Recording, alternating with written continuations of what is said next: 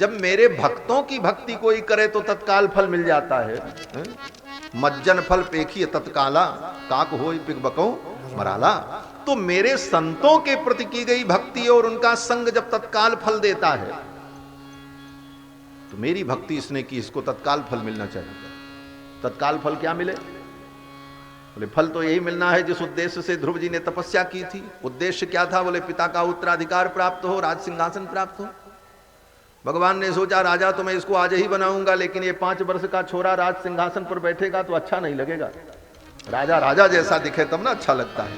इसलिए भगवान ने कहा राजा का पद तो देंगे, लेकिन राजा का स्वरूप भी इसे मिलना चाहिए। इसलिए भगवान ने 18 वर्ष का राजकुमार बना दिया महाराज। और फिर भगवान ने ध्रुव जी को आशीर्वाद दिया, विदा किया।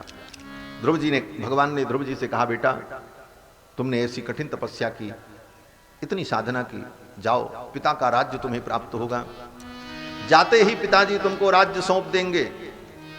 जिस सिंहासन के लिए तुम्हारी मां ने अपमान किया था वो सिंहासन तुम्हें प्राप्त होगा। और बेटा 36,000 वर्ष तक राज्य करना, किसके बाद मेरे धाम को चले आना। तुम्हारे लिए मैं अलग लोक बना दूंगा, ध्रुव लोक। और इसी काल में तुम्हारी सौतेली मां सुरुचि की मृत्यु होगी। तुम्हारे भाई उत्तम को यक्ष लोग मार देंगे। ये सब दुख तुम्हारे जीवन में आएगा, लेकिन तुम विचलित मत होना। ये सब भगवान ने पहले बता दिया। इसलिए इस कथा को सुनकर के सोचना चाहिए। ध्रुव जैसे भक्त के जीवन में भी लिखा था पहले से कि भाई की मृत्यु होगी और भाई के मृत्यु का दुख ध्रुव को अनुभव करना है। सौतेली मां सुरुचि जो है उनकी भी मृत्यु होगी, उस दुख का भी अनुभव करना है। भगवान ने पहले ही बता दिया। इसका मतलब बोले हम भक्तों को भी इन संसार के विषयों में ऐसी कोई परिस्थिति जीवन में आवे तो विचलित नहीं होना चाहिए, यही मान लेना चाहिए विधि का यही विधान था। सब पहले से तय है। कब कौन मरेगा, कब कौन पैदा होगा, किसकी कितनी आयु होगी, कौन कहां जाएगा, ये सब ईश्वर के विधान में पहले से तय है। इसलिए इन विषयों को लेकर के व्यथित नहीं होना चाहिए। लोग सोचते हैं हम जैसे चाहें वैसे सब हो। तुम्हारे चाहने से कुछ नहीं होगा। ठाकुर जी जो चाहते हैं वही होता है। हां ये जरूर है कि अगर तुम कुछ चाहते हो और भगवान भी वही चाह रहे हैं तो दोनों में टैली कर जाए तो तुमको लगेगा मेरी इच्छा पूरी हो गई, लेकिन वो तुम्हारी इच्छा नहीं पूरी हुई, वो ऊपर वाले की इच्छा थी। इसलिए व्यक्ति को लगता है कि हमारी सारी इच्छाएं पूरी, लेकिन जो भगवान चाहते हैं वही होता है। अपनी चाही होत नहीं, हर इच्छा तत्काल, और बलि चाहत हैं स्वर्ग को और भेज दियो पाताल। राजा बलि ने 100 अश्वमेध यज्ञ किया इसलिए कि मुझे स्वर्ग मिले, और मिला क्या? बोले पाताल में भेज दिया भगवान ने। क्यों? बोले भगवान की इच्छा नहीं थी। तो तुम कितना भी करोगे होगा वही जो राम जी करेंगे। हमारे आपके करने से कुछ नहीं होता। सच्चाई है, हमारे आपके करने से कुछ नहीं होता। हमारा जो ठाकुर करते हैं वही होता है। लेकिन ये बात समझ में नहीं आई। हमारा अहंकार हमको कहता नहीं हम करेंगे तब होगा। गीता में भगवान ने अर्जुन को कहा अहंकार विमूढ़ात्मा कर्ता हमिति मन्यते। अहंकार से विमूढ़ आत्मा अपने को कर्ता मान लेती है, और जब कर्ता मानती है तो फिर उसे भोगना भी पड़ता। बोले जाओ भोगो। भगवान ने सब कुछ बता दिया।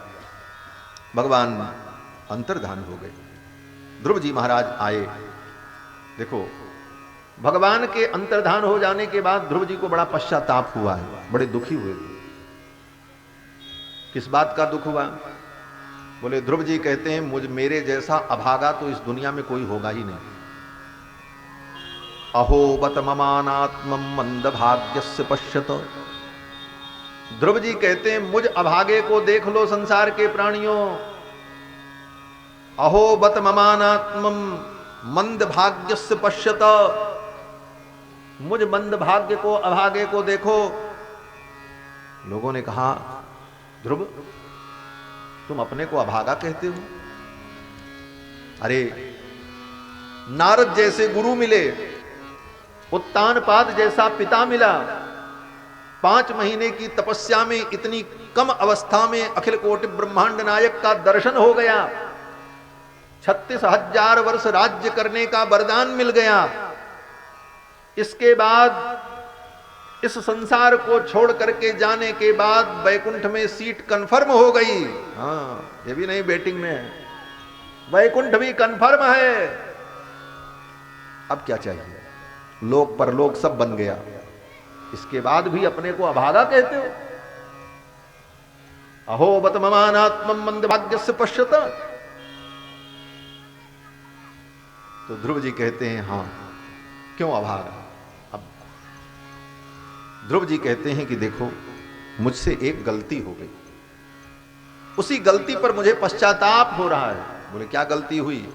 बोले भवच्छिदः पादमूलम गत्वा, संसार छोड़कर, सुख को छोड़कर मैं गया कहां? बोले भवच्छिदः पादमूलम, भवच्छिद के चरणों में पहुंचा। ये भगवान का नाम है भवच्छिद। भवच्छिद माने भव माने संसार और छिद माने छेदने वाला, जो संसार को काट दे, जो संसार का बंधन मिटा दे, ऐसे परमात्मा का नाम है भवच्छिद। ध्रुव जी कहते हैं भवच्छिद के चरणों में जाकर, भवच्छिदः पादमूलम गत्वा, संसार का जो बंधन मिटा देते हैं ऐसे भगवान के चरणों में मैं पहुंच गया। लेकिन मुझसे गलती हो गई। बोले क्या गलती हुई? बोले ऐसे भगवान से मैंने संसार मांग लिया, जो संसार छुड़ाने वाले हैं उन्हीं से मैंने संसार मांगा, ये मेरी गलती है। अगर मैं ये 36,000 वर्ष का राज्य न मांगता, मेरे अंदर ये राज्य का लोभ न होता, तो मैं भगवान की गोद में बैठकर वैकुंठ चला जाता, ये संसार छूट जाता। लेकिन मैंने स्वयं अपनी मूर्खता के कारण, अपने अज्ञान के कारण मैंने संसार मांग लिया, और ये संसार मेरे लिए 36,000 वर्ष के लिए बंधन ही तो। अब 36,000 वर्ष तक इस संसार में हमको रहना पड़ेगा, ये दुख सुख देखना पड़ेगा। और अगर हम न मांगते भगवान से ये सब, तो ठाकुर जी के साथ चले जाते, ठाकुर जी से कहते कि ठाकुर जी हमको कुछ नहीं चाहिए, हमको तो आप चाहिए बस। लेकिन मैंने संसार मांग करके गलती की, इस बात का ध्रुव जी को पश्चाताप हुआ। इस कथा से यही शिक्षा मिलती है, भागवत सुन करके शुद्ध भागवत बनने का प्रयास करो। भागवत सुन करके हम भागवत बने। भागवत का मतलब भगवान के अनन्य भक्त। अनन्य भक्त का मतलब भगवान के अतिरिक्त कहीं हमारा मन न जाए, और भगवान के अतिरिक्त कोई कामना भी न हो हमारे जीवन में। भगवान को ही चाहें और भगवान से ही भगवान को चाहें, यही अनन्य भक्ति है। भगवान के अलावा कोई चाहना नहीं है, और भगवान से भी कोई चाहना नहीं है। भगवान से भी चाहना है तो भगवान को ही चाहना है। तुमसे हम तुम्ही को चाहते हैं, बस ये भक्ति है। ध्रुव जी महाराज ने संसार मांगा, इसलिए उनको पश्चाताप हुआ, तो ये पश्चाताप हमारे जीवन में न हो। लेकिन यही हमारी आपकी गलती हो जाती है। फोकट का पानी, 2 पैसे का फूल भगवान के ऊपर चढ़ा करके करोड़ों का काम भगवान से कराना चाहते हैं, यही करते हैं। माताएं तो सबसे ज्यादा करती हैं हमारा। खूब पानी फूल चढ़ाएंगे और कहेंगे महाराज ये काम हो जाए, ये पतोहिया ठीक हो जाए, बेटा ठीक हो जाए, नाती ठीक हो जाए, बेटा की नौकरी लग जाए। अरे क्या चक्कर में पड़े हो? सब अपने अपना भाग्य लेकर के आएंगे, सबका कल्याण होगा। तुमसे ज्यादा दयालु परमात्मा ऊपर बैठा है जो सब देख रहा है, किसको क्या चाहिए? उस परमात्मा की दृष्टि सबके ऊपर है, वो सबका पिता है, परम पिता है।